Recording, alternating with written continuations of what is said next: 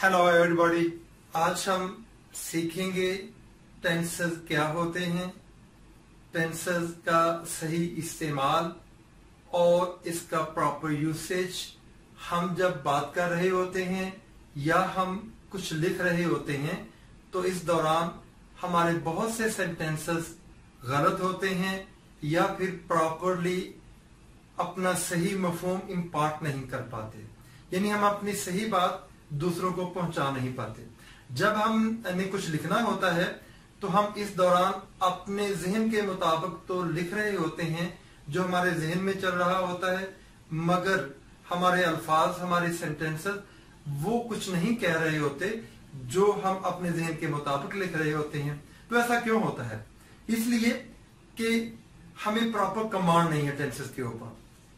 Tenses छोटी क्लासों से हम सीखना शुरू करते हैं, बड़ी क्लासों में जाकर भी हमारी टेंसेस के ऊपर कमांड नहीं बन पाती। इसके लिए बहुत जरूरी है कि हम इन डिटेल टेंसेस के ऊपर इस पर डिस्कस करें। मैं आपको इसके बारे में इन डिटेल मालूमात दूंगा कि टेंसेस किस तरह बनते हैं, पार्ट्स ऑफ स्पीच में कौन सा पार्ट ऑफ स्पीच है जो टेंसेस बनाने में मेन रोल प्ले करता है। तो अगर आप मेरा ये लेक्चर शुरू से लेके आखिर तक देखेंगे और इस पर गौर करेंगे तो मैं उम्मीद करता हूं कि आप टेंसेस के ऊपर पहले से बहुत ज्यादा बेहतर अंडरस्टैंडिंग डेवलप होगी और आप बेहतर तरीके से इसको अपनी राइटिंग में भी और अपनी स्पीच में भी इसका इस्तेमाल कर सकते हैं। तो आइए दोस्तों शुरू करते हैं। सबसे पहले यहां पे मैंने 3 सेंटेंस लिखे हुए हैं। पहले मैं 3 सेंटेंसेस को पढ़ता हूं। यू स्माइल, तुम मुस्कुराते हो। यू स्माइल्ड, तुम मुस्कुराए। यू विल स्माइल, तुम मुस्कुराओगे। अब देखें दोस्तों, ये 3 सेंटेंसेस, ये प्रेजेंट में और ये पास्ट में और ये फ्यूचर टेंस में है। दोबारा इनको पढ़ता हूं। यू स्माइल, तुम मुस्कुराते हो, प्रेजेंट टेंस। यू स्माइल्ड, तुम मुस्कुराए, past tense. You will smile, तुम मुस्कुराओगे, फ्यूचर टेंस। इसमें आप देखें, यू सब्जेक्ट है। सब्जेक्ट सेंटेंस में क्या होता है? किसी फिक्रे में काम करने वाला सब्जेक्ट कहलाता है। अगर हम यूं कह लें कि हु का आंसर देने वाला, हु कौन, फिक्रे में कौन काम करता है, कौन खेलता है, कौन मुस्कुराता है, कौन लिखता है, कौन देखता है, कौन बोलता है, तो कौन का जवाब जो है वो हमारा सब्जेक्ट होता है। तो यहां पे कौन मुस्कुराता है, यू, तो यू सब्जेक्ट है, स्माइल वर्ब है, मुस्कुराना। वर्ब क्या होता है? उर्दू में फेल कहते हैं इसको। किसी फिक्रे में किसी काम के करने को फेल कहते हैं। डूइंग एक वर्ड जिससे हमारे एक्शन का इजहार होता है, जिससे हमारे फेल, हमारे कुछ करने का इजहार होता है, उसे हम फेल इंग्लिश में वर्ब कहते हैं। तो यहां पे जो स्माइल है ये वर्ब है, ये फेल है। यहां पे देखें दोस्तों, यहां पे मैंने फर्स्ट फॉर्म लगाई, यहां पे सेकंड फॉर्म लगाई, यहां पे विल के बाद फर्स्ट फॉर्म लगाई। मगर इंटरेस्टिंगली आप ये चीज नोट करेंगे कि यहां पे जो सब्जेक्ट है उसमें कोई तब्दीली नहीं आई। Subject remain the same while the tense change. Subject same ही रहा, यू एंड यू। सब्जेक्ट में कोई तब्दीली नहीं आई। अब यहां पे आप देखें, वर्ब में तब्दीली आ रही है। इसको इंग्लिश में हम कॉन्जुगेट करना कहते हैं या फिर वर्ब को इन्फ्लेक्ट करना कहते हैं। वर्ब की डिफरेंट फॉर्म्स का हम इस्तेमाल करते हैं जब हम डिफरेंट टेंसेस बनाते हैं। तो यहां पे देखें, यू स्माइल, तुम मुस्कुराते हो। यू स्माइल्ड, तुम मुस्कुराए, past tense. You smile present, you smiled past, दूसरी फॉर्म लगा दी हमने यहां पे। यू विल स्माइल, तुम मुस्कुराओगे, ये फ्यूचर टेंस है। तो यहाँ पे दोस्तों हमने वर्ब की फर्स्ट फॉर्म लगाई, यहाँ पे हमने वर्ब की दूसरी फॉर्म लगाई, यहाँ पे हमने विल के बाद वर्ब की फर्स्ट फॉर्म लगाई। तो यहाँ पे स्माइल एक्शन वर्ब है, मेन वर्ब जो हमारे एक्शन को शो करता है कि हम क्या करते हैं। तुम क्या करते हो, तुम मुस्कुराते हो। तुमने क्या किया, तुम मुस्कुराए। तुम क्या करोगे, तुम मुस्कुराओगे। तो स्माइल जो है वो इसमें एक्शन वर्ब के तौर पे लिखा गया है। यहाँ पे विल जो है ये इसका हेल्पिंग वर्ब है, इसके इंग्लिश में ऑक्सिलरी भी कहते हैं, ये इमदादी फेल कहलाता है। तो दोस्तों टेंसेस बनाने के लिए एक्शन वर्ब, इसकी डिफरेंट फॉर्म्स, और बास टेंसेस में हेल्पिंग वर्ब के साथ मेन वर्ब यानी एक्शन वर्ब की डिफरेंट फॉर्म्स का इस्तेमाल करते हैं। यहां पे मैंने लिखा हुआ है वर्ब, सब हेडिंग में हेल्पिंग या ऑक्सिलियरी वर्ब।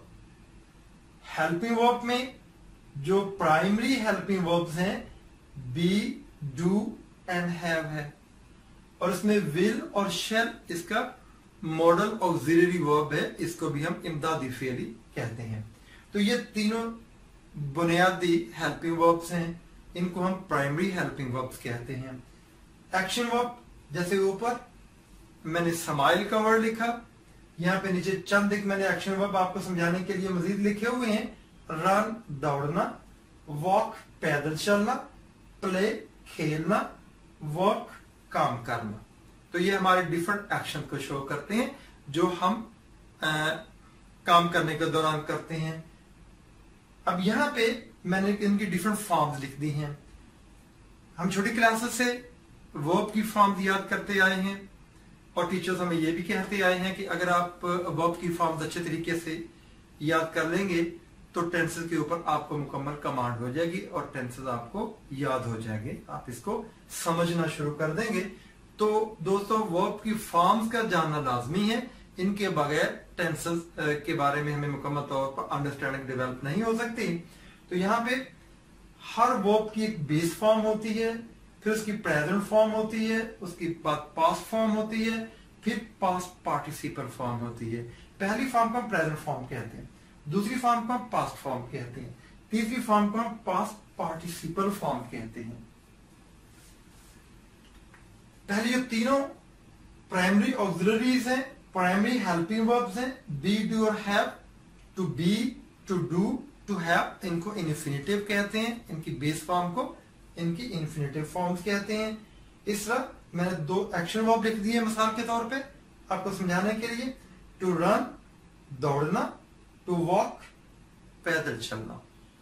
अब टू बी की प्रेजेंट फॉर्म में इज, एम, आर, और पास्ट फॉर्म में वाज, वर, और बीन इसकी थर्ड फॉर्म है यानी पास्ट पार्टिसिपल। इसी तरह टू डू इन्फिनिटिव है, डू और डस इसकी प्रेजेंट फॉर्म है पहली फॉर्म, डिड इसकी दूसरी फॉर्म है यानी पास्ट फॉर्म, और डन इसकी तीसरी फॉर्म है पास्ट पार्टिसिपल फॉर्म। अब आते हैं दोस्तों टू हैव, तीसरा बुनियादी हेल्पिंग वर्ब, इमदादी फेल, प्राइमरी ऑक्सिलरी। टू हैव और हैज इसकी प्रेजेंट फॉर्म में इसको हम इस्तेमाल करते हैं। हैड इसकी पास्ट फॉर्म है यानी दूसरी फॉर्म है, और हैड ही इसकी पास्ट पार्टिसिपल फॉर्म है। अब एक्शन वर्ब की तरफ चलते हैं। बेशुमार एक्शन वर्ब्स हैं, कुछ रेगुलर वर्ब्स हैं, कुछ इर्रेगुलर वर्ब्स हैं। रेगुलर वर्ब्स जिनके साथ ईडी लगा के हम उसकी पास्ट और पास्ट पार्टिसिपल फॉर्म बनाते हैं यानी दूसरी और तीसरी फॉर्म बनाते हैं। कुछ ऐसे वर्ब्स हैं जो इस तरीकेकार से हटके उनकी फॉर्म्स बनती हैं, उन्हें हम इर्रेगुलर वर्ब कहते हैं। अब ये देखें दोस्तों, रन,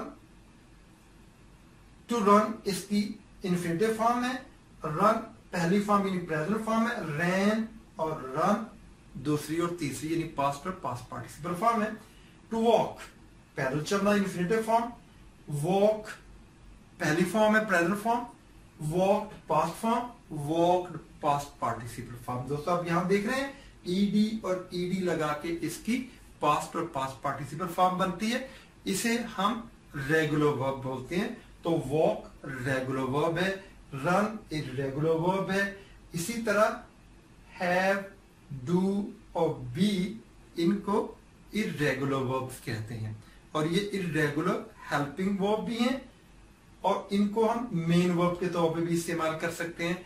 आगे आने वाले लेक्चर्स में मैं इसके बारे में डिटेल आपको बताऊंगा। एक ही हेल्पिंग वर्ब वो मेन वर्ब के तौर पे कैसे इस्तेमाल हम उसको कर सकते हैं और उसको हेल्पिंग वर्ब के तौर पे कैसे इस्तेमाल कर सकते हैं। टेंसेस के दौरान तो मैं आपको बताऊंगा कि ये हेल्पिंग वर्ब के तौर पे इस्तेमाल होंगे मेन वर्ब के साथ। अब आगे चलते हैं दोस्तों, हम बात करते हैं टेंसेस की। तो टेंसेस 3 हैं, प्रेजेंट, पास्ट और फ्यूचर। आगे इनके एस्पेक्ट्स हैं, simple, progressive, perfect and perfect progressive.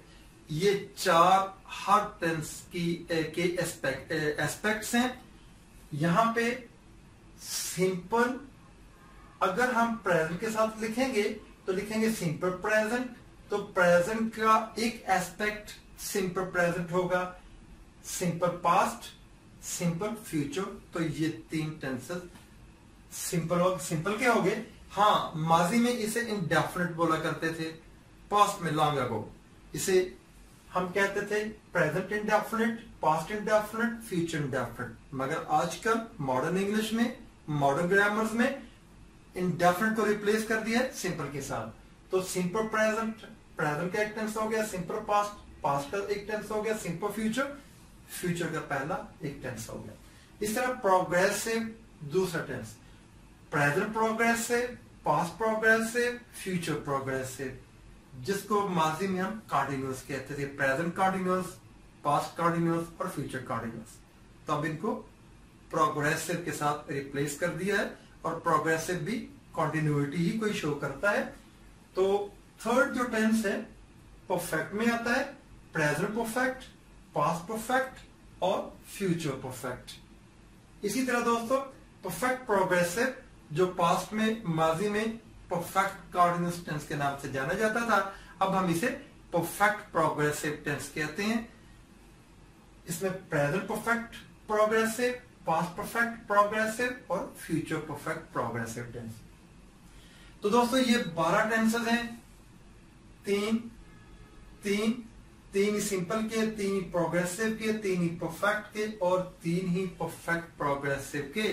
तो प्रेजेंट, पास्ट, फ्यूचर के 4 एस्पेक्ट्स, ये 4 एस्पेक्ट्स हैं।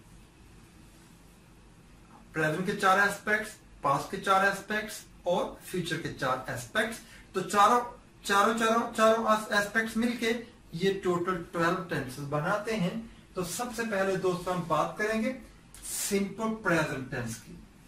सिंपल प्रेजेंट टेंस, आज हम इसके बारे में पढ़ेंगे कि सिंपल प्रेजेंट टेंस क्या होता है, कहां कहां पे इस्तेमाल होता है और इसका प्रॉपर स्ट्रक्चर क्या है, इसमें वर्ब की कौन सी फॉर्म लगती है। जैसे मैं पहले आप दोस्तों को बता चुका हूं कि टेंस बनाने में वर्ब की फॉर्म ही मेन रोल प्ले करती है। वर्ब के बगैर टेंस कंप्लीट ही नहीं हो सकता। सब्जेक्ट और वर्ब मिलके एक सेंटेंस बनाते हैं। यहां पे हम सिंपल प्रेजेंट टेंस की बात करते हैं। तो जो प्रोनाउन है आई, वी, यू, दे, गर्ल्स, आई, मैं, वी, हम, इनको फर्स्ट पर्सन कहते हैं। मैं बात कर रहा हूं तो मैं फर्स्ट पर्सन हूं। अगर मेरे साथ एक से ज्यादा लोग हैं तो फिर मैं नहीं कहूंगा, मैं हम कहूंगा, 2 को 3 को, मैं को हम। तो ये जो बात करने वाले हैं ये आई और वी, इसको हम फर्स्ट पर्सन बोलते हैं। और जिनसे बात की जा रही है, क्योंकि इस वक्त मैं आपसे मुखातब हूं तो आपको मैं यू कहूंगा, तो यू सेकंड पर्सन है। बात करने वाला या बात करने वाले फर्स्ट पर्सन हो गए और जिनसे बात की जा रही है तो वो सेकंड पर्सन हो गए। I am talking to you, I first person, you second person. तो जो अशखास यहां पे मौजूद हैं, मैं आपसे बात कर रहा हूं, मेरी बात सुन रहे हैं, आई, वी और यू, ये फर्स्ट और सेकंड पर्सन है और इनके अलावा दूसरे थर्ड पर्सन कहलाते हैं। जैसे दे, गर्ल्स, ये थर्ड पर्सन है। ऐसे ही he, she, it, one, a girl, ये भी थर्ड पर्सन है, मगर ये देखें कि थर्ड पर्सन में मैंने आपको थर्ड पर्सन ये गिनवाए हैं और ये नीचे थर्ड पर्सन है। फर्स्ट और सेकंड पर्सन ये है। फर्स्ट और सेकंड पर्सन के साथ सिंपली वर्ब की फर्स्ट फॉर्म रखती है, और जो थर्ड पर्सन है सभी प्लूरल के साथ, जो जमा के हैं प्लूरल है, उनके साथ भी वर्ब की फर्स्ट फॉर्म लगेगी। अब बात आते हैं सिंगुलर की तरफ। जितने भी सिंगुलर प्रोनाउंस हैं, जितने भी सिंगुलर पर्सन्स हैं, उनके साथ हम वर्ब की पहली फॉर्म के साथ एस का इस्तेमाल करेंगे।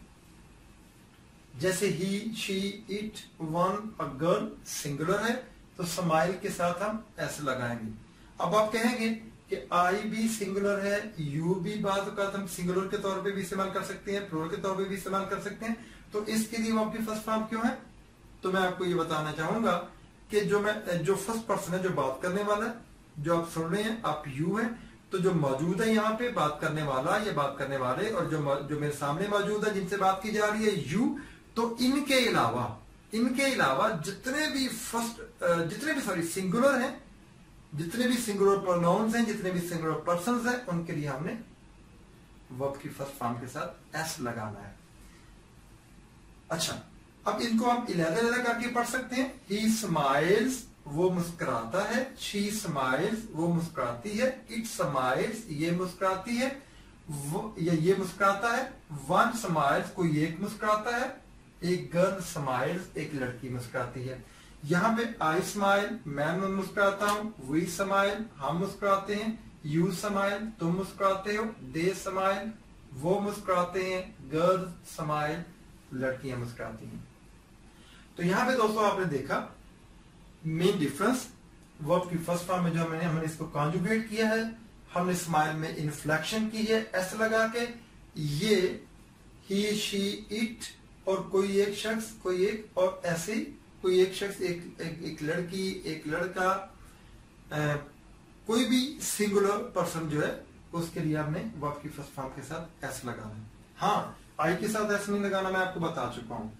यू के साथ एस नहीं लगाना वर्ब की फर्स्ट फॉर्म के साथ, ये मैं आपको बता चुका हूँ। ये फर्स्ट और सेकंड पर्सन जो सिंगुलर है उनके साथ एस नहीं आएगा। बाकी जितने भी सिंगुलर थर्ड पर्सन हैं उनके साथ एस लगेगा वर्ब की फर्स्ट फॉर्म के साथ, जो सिंपल स्टेटमेंट है।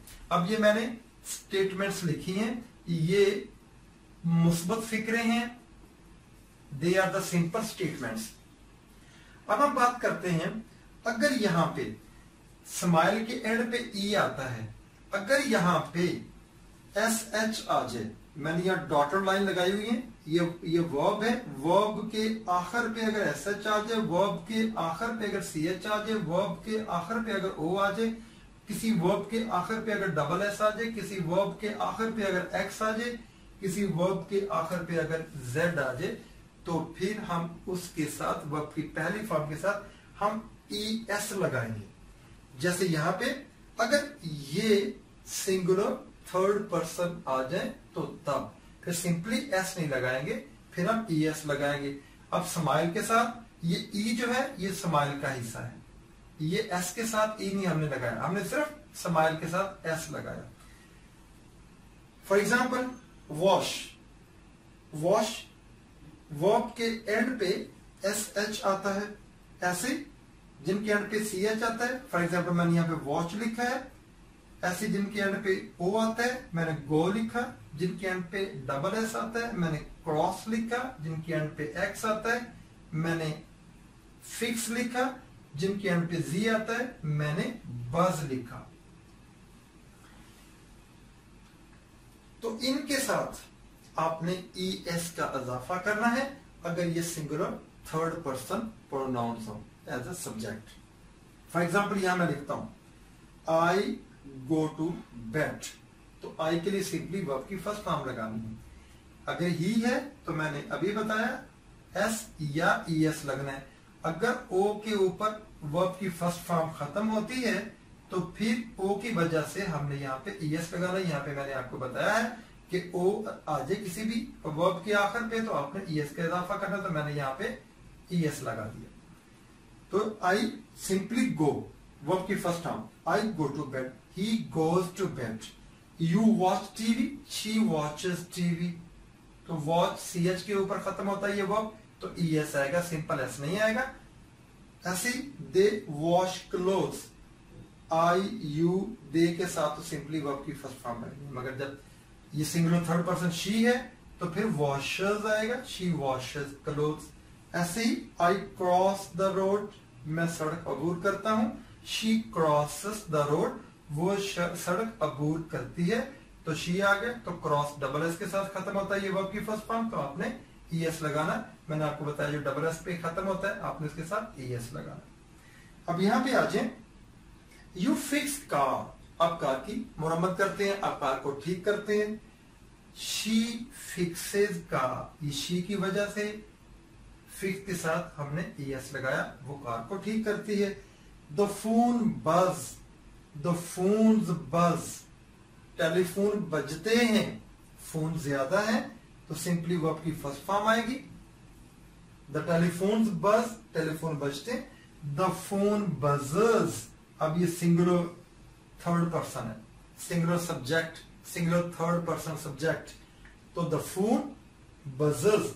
अब मैंने बताया कि जी आ जाए एंड पे तो आपने ES लगाना है। तो दोस्तों अब तक आपको समझ आ चुकी होगी कि जो स्टेटमेंट्स हैं, जो मुस्बत फिक्रे हैं, उनमें हमने सब्जेक्ट के साथ वर्ब की फर्स्ट फॉर्म का इस्तेमाल कैसे करना है। अब आइए चलते हैं इधर, नेगेटिव सेंटेंस कैसे बनाते हैं प्रेजेंट सिंपल की। तो सेम वही बात, I we you they plural, I we you they plural, girls boys do not smile, I do not smile, मैं नहीं मुस्कुराता हूं, वी डू नॉट स्माइल, हम नहीं मुस्कुराते हैं, यू डू नॉट स्माइल, तुम नहीं मुस्कुराते हो, दे डू नॉट स्माइल, वो नहीं मुस्कुराते, गर्ल्स डू नॉट स्माइल, लड़कियां नहीं मुस्कुराती हैं। अब यहां पे आ जाए, he she it, the girl singular third person, उनके साथ आपने डज नॉट लगाना है। ये देखें दोस्तों, यहाँ पे ओ है, तो मैंने यहाँ पे बताया है कि अगर ओ आ जाए तो आपने ES लगाना है, तो फिर डू के साथ आपने ES लगा के डज बना के फिर नॉट लगाना है। इनके लिए he she it, the girl, the boy, singular third person के लिए आपने डज नॉट लगाना है। Does not smile, he does not smile, वो नहीं मुस्कुराता है, शी डज नॉट स्माइल, वो नहीं मुस्कुराती है, ही डज नॉट स्माइल, ये नहीं मुस्कुराती है, the girl does not smile, लड़की नहीं मुस्कुराती है। नेक्स्ट दोस्तों जाते हैं इंट्रोगेटिव, सवालिया फिक्रे, सवाल करने के लिए, क्वेश्चन करने के लिए हम कैसे उनको इस्तेमाल करते हैं। Do I we they girls smile, do I smile, क्या मैं मुस्कुराता हूं, डू वी स्माइल, क्या हम मुस्कुराते हैं, डू दे स्माइल, क्या वो मुस्कुराते हैं, डू गर्ल्स स्माइल, क्या लड़कियां मुस्कुराती हैं। तो ये आई वी यू दे, यहां पे यू होगा तो वो भी ऐसे होगा, डू यू स्माइल, क्या आप मुस्कुराते हैं, ठीक है। अब ही शी इट के साथ हम डज का इस्तेमाल करते हैं नेगेटिव बनाने के लिए। डज का इस्तेमाल जब इनको इंटरोगेटिव बनाएंगे, सवालिया फिक्रा बनाएंगे, तो इनको सब्जेक्ट से पहले यानी सेंटेंस के शुरू में ले आएंगे। तो यहाँ पे डज ही स्माइल, क्या वो मुस्कुराता है, डज शी स्माइल, क्या वो मुस्कुराती है, डज इट स्माइल, क्या ये मुस्कुराता है, डज द गर्ल स्माइल, क्या लड़की मुस्कुराती है। तो दोस्तों ये हो गए नेगेटिव और इंट्रोगेटिव सेंटेंस। अब हम बात करते हैं इंट्रोगेटिव और नेगेटिव दोनों ये सेंटेंसेस मिलके कैसे आते हैं। यहां पे गौर कीजिएगा, काबिल गौर बात है। डू आई नॉट स्माइल, अब आपने क्या करना है, सेंटेंस आई स्माइल, अब आपने डू शुरू में ले आना है, नॉट अपनी जगह पे रहेगा नेगेटिव सेंटेंस के लिए। एक्चुअली नेगेटिव सेंटेंस क्या है, आई डू नॉट स्माइल, मैं मुस्कुराता नहीं हूं। जैसे आई डू नॉट स्माइल, मैं मुस्कुराता नहीं हूं। जस्ट आपने डू शुरू में ले आना है, do I smile, do I not smile, ठीक है। ऐसे ही डू आई नॉट स्माइल, क्या मैं नहीं मुस्कुराता हूं? अगर ही शी इट और सिंगुलर थर्ड पर्सन है तो फिर अब डज शुरू में ले आएंगे। डज शी नॉट स्माइल, क्या वो नहीं मुस्कुराती है? हाँ, अलबत्ता हम इसको यहाँ पे जो नेगेटिव इंट्रोगेटिव सेंटेंस है तो जो डू नॉट वाले हैं उनको हम डोंट भी लिख सकते हैं, फिर इकट्ठा सेंटेंस के शुरू में लगा सकते हैं। अदरवाइज डू नॉट को हम इकट्ठा लगा सकते। For example, do not I smile, ये गलत होगा। डज नॉट शी स्माइल, गलत होगा। हाँ, अलबत्ता डू और नॉट को आप कॉन्ट्रैक्टेड फॉर्म में ले हैं। डोंट आई स्माइल, क्या मैं नहीं मुस्कुराता हूं? डजंट शी स्माइल, क्या वो नहीं मुस्कुराती है? तो फिर आप इन दोनों को कॉन्ट्रैक्टेड फॉर्म में इकट्ठा लिख सकते हैं। अब दोस्तों बात करते हैं इनके अलावा कुछ ऐसे वर्ड्स हैं जो इंट्रोगेटिव सेंटेंसेस बनाते हैं। ये मैंने एक ग्रुप में हु, विच और दैट लिखा और दूसरे ग्रुप में हुज, व्हाई, व्हेन, हाउ। इन दोनों को इलेदा हटके मैं यहाँ पे डिस्क्राइब करता हूं। पहले तो बात करते हैं इनकी। Why do you smile? आप क्यों मुस्कुराते हो? Why do you smile? Sentence जो ऑलरेडी इंट्रोगेटिव है, interrogative sentence, do you smile, क्या आप मुस्कुराते हैं? डज शी स्माइल, क्या वो मुस्कुराती है? ऑलरेडी इंट्रोगेटिव सेंटेंस से पहले हम ये WH फैमिली वाले जो इंट्रोगेटिव वर्ड्स हैं उनको इस पे यहाँ पे लगाएंगे। तो फिर यहाँ पे अगर वो क्यों मुस्कुराती है, वाई, वो तुम क्यों मुस्कुराते हो? Why do you smile. तुम कब मुस्कुराते हो? When do you smile. तुम कैसे मुस्कुराते हो? तो फिर हाउ लगा देंगे वाई की जगह पे, हाउ डू यू स्माइल। अब इनकी बात करते हैं जिसमें शी आता है, he, she, it, third person singular. Why does she smile. Actually interrogative sentence does she smile है, तो यहां पे इससे पहले हमने वाई लगा दिया। वो क्यों मुस्कुराती है? Y does she smile. ऐसे he when does she smile, अगर आप व्हेन लगाएंगे वो कब मुस्कुराती है। ऐसे ही हाउ लगाएंगे, हाउ डज शी स्माइल, वो कैसे मुस्कुराती है। अब दोस्तों जो फर्स्ट कैटेगरी में मैंने यहां पे ये वर्ड लिखे हैं, इनके लिए डू डज का यानी हेल्पिंग वर्ब के इस्तेमाल की जरूरत नहीं है, क्योंकि ये खुद ही एज अ सब्जेक्ट एक्ट करते हैं। ये बहसियत फाइल, बहसियत सब्जेक्ट इस्तेमाल होते हैं, तो ये डायरेक्ट ही फिक्रे को इंट्रोगेटिव बना देंगे बगैर डू डज के इस्तेमाल से। जैसे who smiles, who does smile गलत होगा। हु स्माइल्स, कौन मुस्कुराता है, कौन मुस्कुराती है।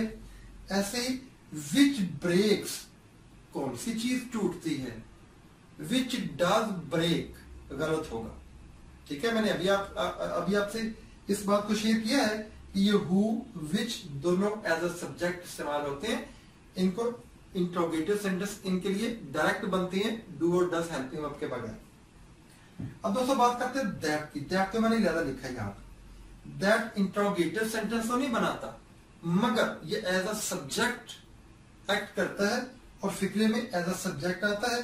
जैसे दैट साउंड्स बेटर, आपको पता है दैट एज अ सिंगुलर इस्तेमाल हुआ है, सिंगुलर वाहद के तौर पे, सिंगुलर थर्ड पर्सन के तौर पे। दैट साउंड्स बेटर, ये या वो बेहतर दिखाई देता है। दोस्तों अब तक तो हमने प्रेजेंट सिंपल टेंस के स्ट्रक्चर को समझा है कि किस तरह सब्जेक्ट और वर्ब के आपस में कॉम्बिनेशन से ये सेंटेंसेस बनते हैं। अब हम समझेंगे कि प्रेजेंट सिंपल टेंस कहाँ कहाँ पे इस्तेमाल होता है।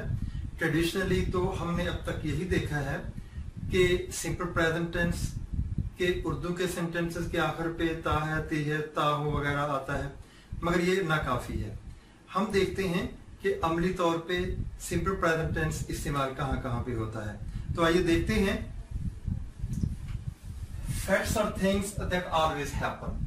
तो सिंपल प्रेजेंट टेंस उन सेंटेंसेस में इस्तेमाल होता है वो हकाइक या वो काम जो हमेशा से रूनुमा होते हैं।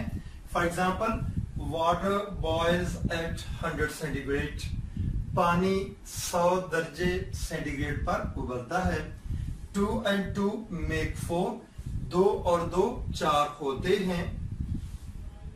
इसी तरह हमारी रूटीन्स और हैबिट्स के जो काम हैं, वो जो काम हम रूटीन में करते हैं या जो काम हम आदतन करते हैं, वो भी सिंपल प्रेजेंट टेंस में फॉल करते हैं। For example, they arrive at college on time, वो वक्त पर कॉलेज पहुंचते हैं। We usually take breakfast at 7 o'clock, हम आमतौर पर नाश्ता सुबह 7 बजे करते हैं। ही ऑलवेज स्पीक द ट्रूथ, वो हमेशा सच बोलता है। तीसरे नंबर पे हमारा टाइम टेबल इवेंट्स हैं। वो इवेंट्स जो हमने अपने टाइम टेबल के मुताबिक तय किए होते हैं, वो भी सिंपल प्रेजेंट टेंस में फॉल करते हैं। For example, we meet every weekend in the evening, हम शाम को हर हफ्ते के आखिरी दिन, जो यूजुअली हफ्ते का दिन यानी सैटरडे होता है, तो हम हर हफ्ते के आखिरी दिन शाम को मिलते हैं। तो ये हमारा टाइम टेबल सेट रूटीन है, इवेंट्स हैं जिनमें अमूमी तौर पे हम मिलते हैं, हम वो काम अमूमी तौर पे करते हैं। The learning club meets every Thursday, learning club के जो मेंबरान हैं वो हर जुमेरात को मिलते हैं, वहां पे इकट्ठे होते हैं। और नंबर 4 पे फिक्स्ड अरेंजमेंट्स के लिए, for fixed arrangements in future, जो मुस्तकबिल में हमारे तयशुदा प्लान्स होते हैं, जो तयशुदा हमारे मंसूबे हैं, उनको हमने पहले से तय किया होता है, जो हमने फ्यूचर में करना होते हैं।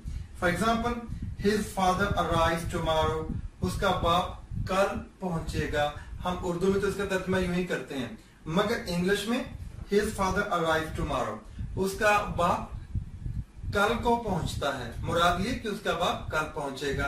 इसका जो सेंस है वो फ्यूचर टेंस वाली है, मगर इसका इस्तेमाल, इसका जो यूसेज है वो सिंपल प्रेजेंट टेंस में होगा। इस तरह नेक्स्ट सेंटेंस है, our summer vacation starts on 26 March, हमारी मौसम गर्मा की छुट्टियां 26 मार्च को शुरू होंगी। तो उर्दू में हम होंगी, होंगे, मगर इंग्लिश में ये फ्यूचर टेंस में, सॉरी, ये सिंपल प्रेजेंट टेंस में फॉल करता है। उसका स्ट्रक्चर सिंपल प्रेजेंट टेंस में ही होगा। तो ये वो चंद एक चीजें हैं, चंद एक जगह है या मौके हैं जहां पे सिंपल प्रेजेंट टेंस इस्तेमाल होता है। अब हम देखते हैं इधर कुछ फ्रीक्वेंसी एडवर्ब्स हैं जो सिंपल प्रेजेंट टेंस में इस्तेमाल होते हैं, और अमूमी तौर पे हमारे जो एफएससी के, एफए के, आईकॉम के, आईसीएस के स्टूडेंट्स हैं, उनके पेपर में भी ये क्वेश्चन आता है कि उन्होंने ये डिटरमिन करना होता है कि यहाँ पे वर्ब की कौन सी फॉर्म आती है। तो जिन सेंटेंसेस में ये फ्रीक्वेंसी एडवर्ब्स का इस्तेमाल होता है वो अमूमी तौर पे सिंपल प्रेजेंट टेंस में ही फॉल करते हैं, और उनका स्ट्रक्चर सिंपल प्रेजेंट टेंस ही होता है। ये है always, almost always, seldom, rarely, hardly, ever, almost never, usually, often, frequently, daily, every day, generally, sometimes, occasionally, ये फ्रीक्वेंसी एडवर्ब्स हैं जो सिंपल प्रेजेंट टेंस में अमूमी तौर पे इस्तेमाल होते रहते हैं। मैंने यहाँ एग्जांपल के तौर पे चंद एक सेंटेंस भी लिख दिए हैं। She usually doesn't eat breakfast, वो अमूमी तौर पे नाश्ता नहीं करती है। He always comes late, वो हमेशा देर से आता है। He often comes on time, वो अक्सर वक्त पर आ जाता है। We generally meet on Fridays, अमूमी तौर पे हम जुमे वाले दिन मिलते हैं। तो दोस्तों, ये वो मौके हैं जहां जहां पे सिंपल प्रेजेंट टेंस इस्तेमाल होता है, और ये फ्रीक्वेंसी एडवर्ब्स हैं जो सिंपल प्रेजेंट में अमूमी तौर पे इस्तेमाल होते हैं। इनके इस्तेमाल से या इनके आने से सिंपल प्रेजेंट टेंस बनता है। हम उसमें सब्जेक्ट के बाद वर्ब की फर्स्ट फॉर्म लगाते हैं, जैसे मैंने पहले आपको बताया है कि किन किन सब्जेक्ट्स के साथ वर्ब की सिंपल फर्स्ट फॉर्म लगेगी, किन के साथ फर्स्ट फॉर्म के साथ एस या ईएस लगेगा, वो ऑलरेडी हम इन डिटेल डिस्कस कर चुके हैं। तो दोस्तों, ट्रेडिशनली जिस तरह से हम सिंपल प्रेजेंट टेंस को लेते हैं और इसको समझते आए हैं, ये बिल्कुल ही एक रवायती तौर पे वो उनको हमारा समझना था और उनको हम उस तरीके से अच्छे तरीके से सिमुलेट नहीं कर पाते और ना ही हम उसको सही तरीके से समझ पाते हैं। अगर आप इन इन इन इस्तेमालात को देखें जो सिंपल प्रेजेंट टेंस के बनने की वजह बनते हैं और जहां जहां पे सिंपल प्रेजेंट टेंस इस्तेमाल होता है, इनको अगर आप समझ लें, facts are things that usually happen, routines and habits,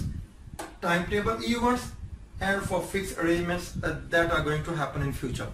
तो ये वो सारे मौके हैं जहां जहां पे सिंपल प्रेजेंट टेंस इस्तेमाल होता है। मैंने यहाँ पे एक एक सेंटेंस, ये दो तीन सेंटेंस भी मिसाल के तौर पे यहाँ पे लिख दिए हैं। तो दोस्तों, अगर ये मेरी वीडियो शुरू से लेके आखिर तक आप गौर से देखें, कहीं पे भी दरमियान में इसको स्किप ना कीजिएगा, शुरू से लेके आखिर तक इसको देखिएगा।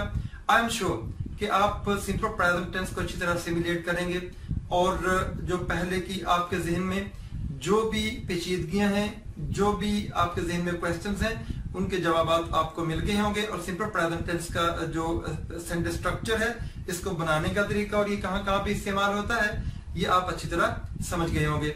इसी तरह आप मेरी आने वाली नेक्स्ट वीडियोस को भी देखते रहिएगा। इसके लिए आप मेरी वीडियो को लाइक कर दीजिएगा और साथ ही इसको दूसरे दोस्तों से शेयर भी कीजिएगा ताकि ज्यादा से ज्यादा लोग इससे इस्तेफादा हासिल कर सकें। नेक्स्ट मेरी आने वाली वीडियो तक, तब तक के लिए अल्लाह हाफिज।